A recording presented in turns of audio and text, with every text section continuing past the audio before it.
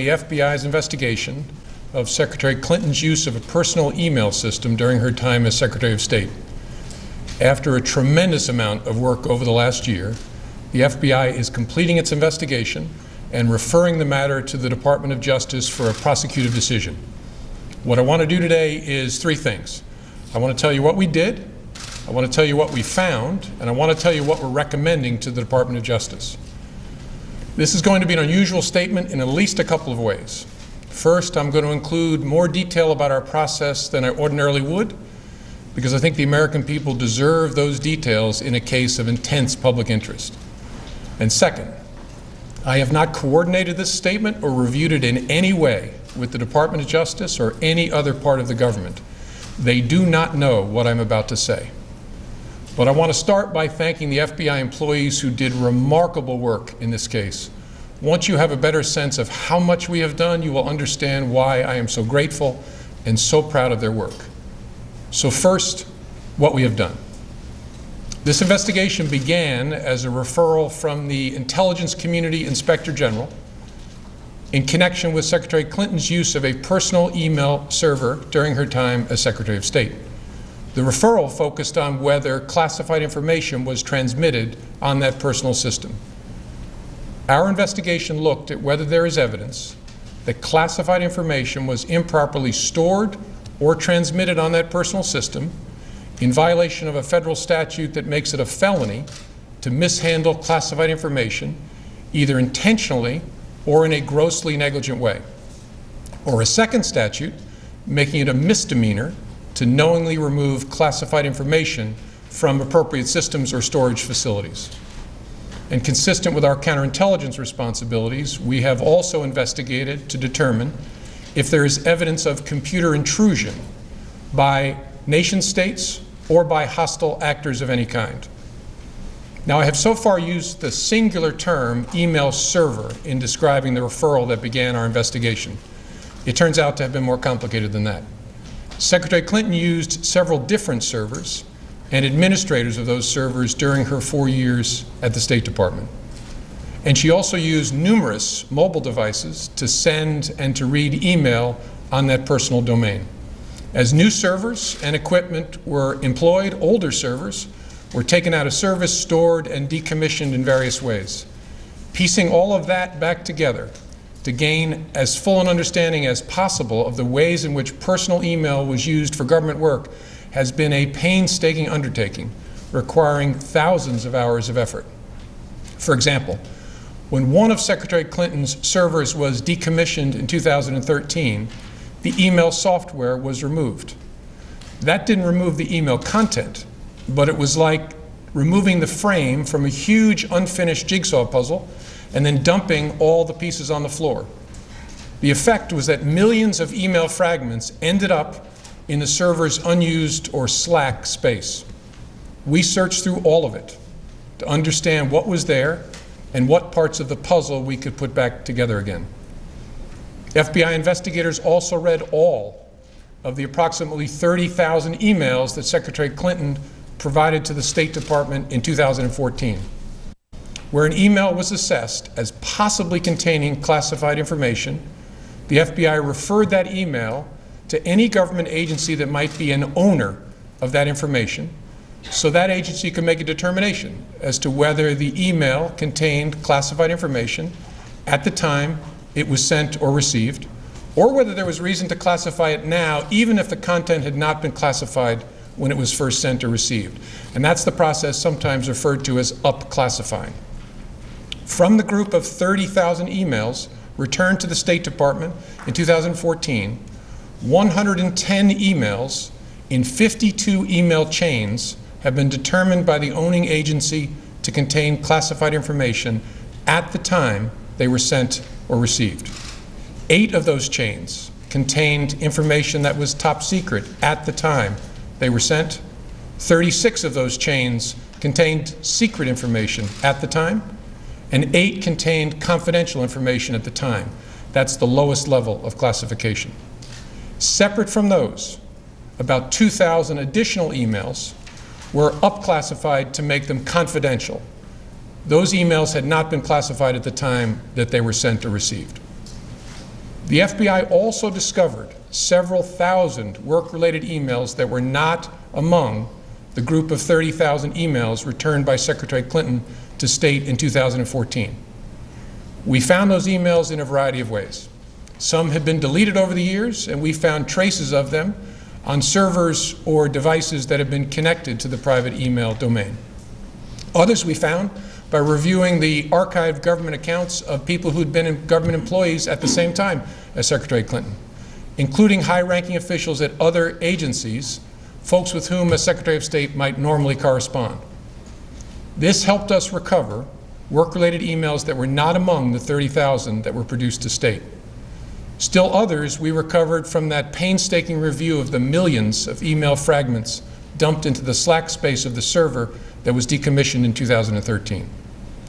With respect to the thousands of emails we found that were not among those produced to the State Department, agencies have concluded that 3 of those were classified at the time they were sent or received, 1 at the secret level and 2 at the confidential level.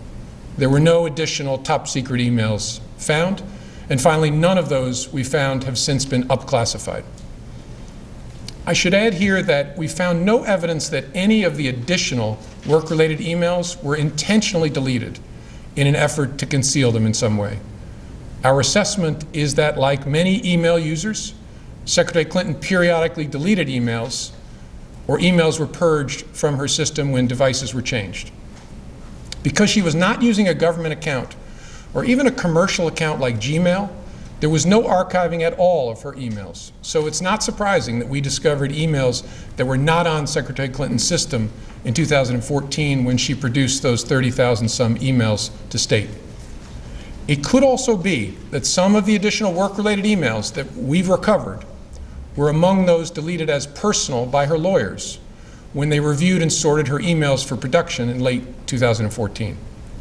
The lawyers doing the sorting for Secretary Clinton in 2014 did not individually read the content of all of her emails as we did for those available to us. Instead, they relied on header information, and they used search terms to try to find all work-related emails among the reportedly more than 60,000 that were remaining on her system at the end of 2014.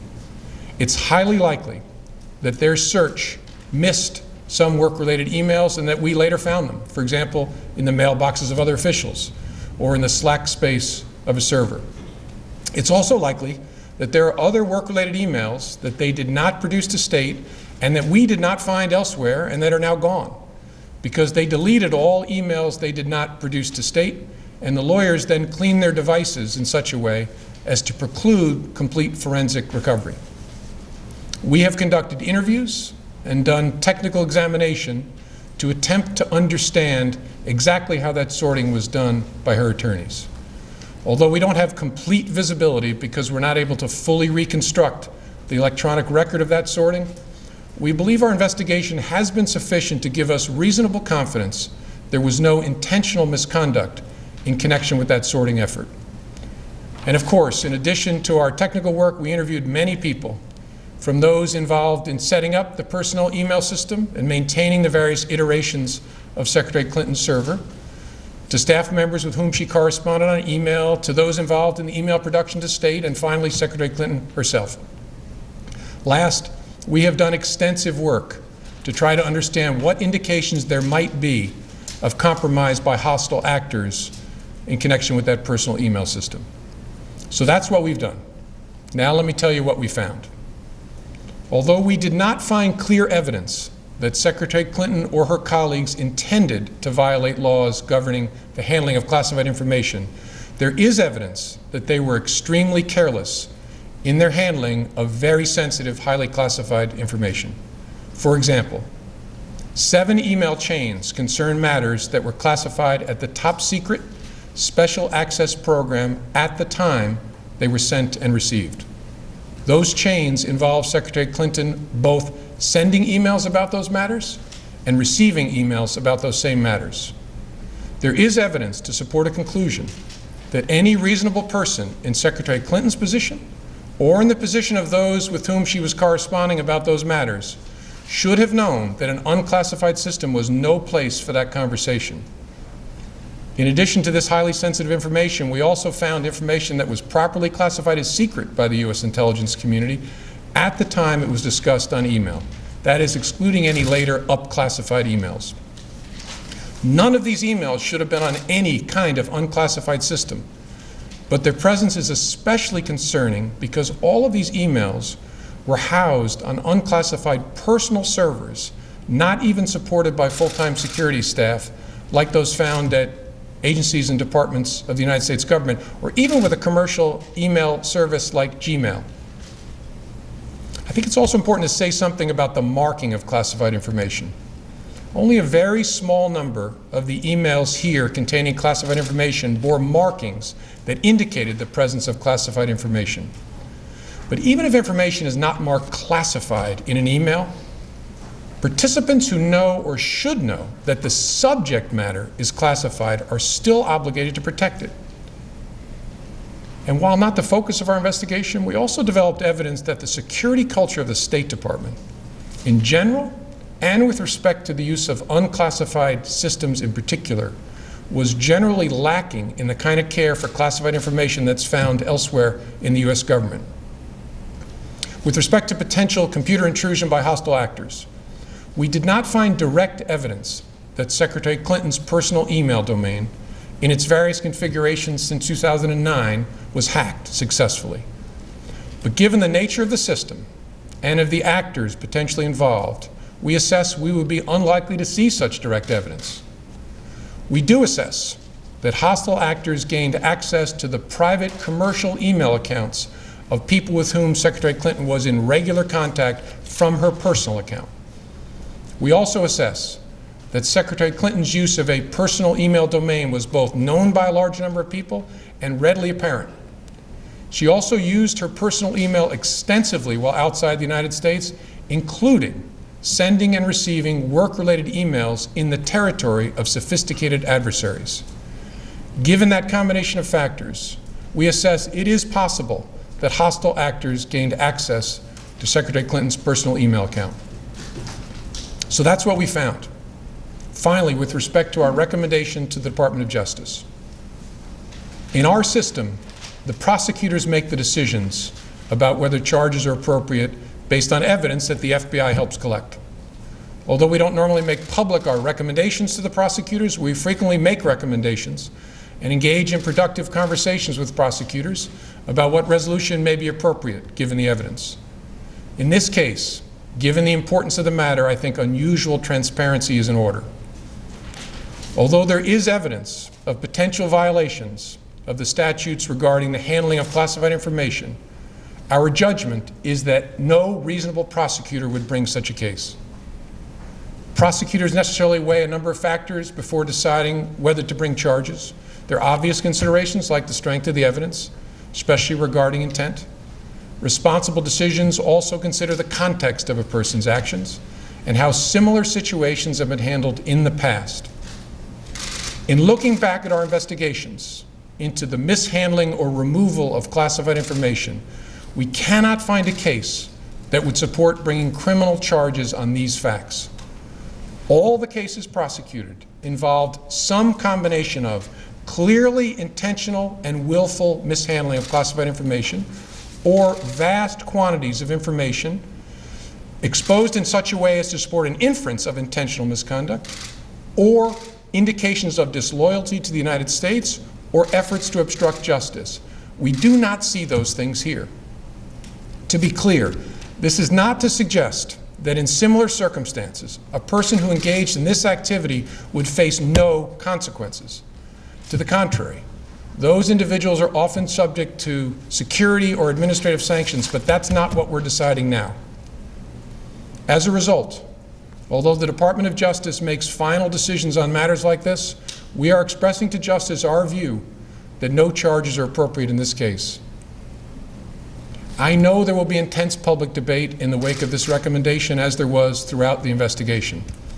What I can assure the American people is that this investigation was done honestly, competently, and independently.